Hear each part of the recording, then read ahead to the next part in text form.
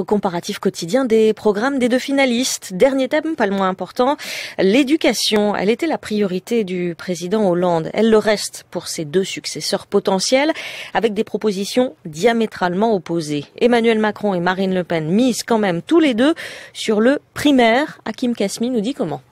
Pour Emmanuel Macron, s'il est élu, la priorité sera donnée à l'enseignement prioritaire, avec une première mesure symbolique appliquée dès la rentrée qui consiste à limiter à 12 le nombre d'élèves par classe en CP et en CE1 dans les écoles classées en REP+, et en REP. Pour y parvenir, il compte sur le redéploiement et la création de 5000 nouveaux postes. Mais le candidat veut aussi des professeurs plus expérimentés, comme l'explique François de Rugy, député et porte-parole des questions d'éducation d'En Marche.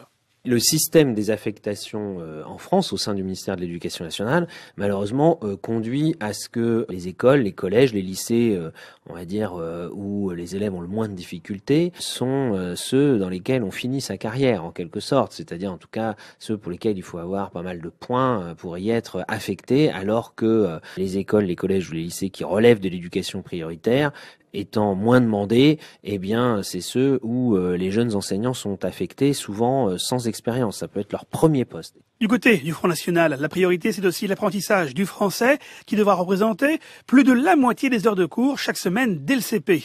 Une pratique qui a aussi pour but, je cite, une meilleure assimilation, selon Alain Avello, en charge de questions d'éducation pour le Front National et président du collectif Racine.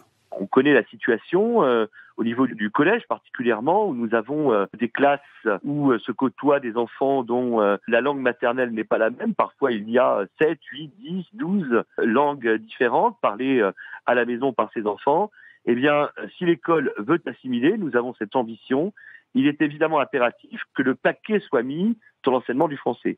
Enfin, sur la question des rythmes scolaires, Emmanuel Macron estime qu'il faut agir au cas par cas. Quant à Marine Le Pen, elle est pour l'abrogation de la réforme avec le retour de la semaine à 4 jours. Voilà pour cette page sur la présidence.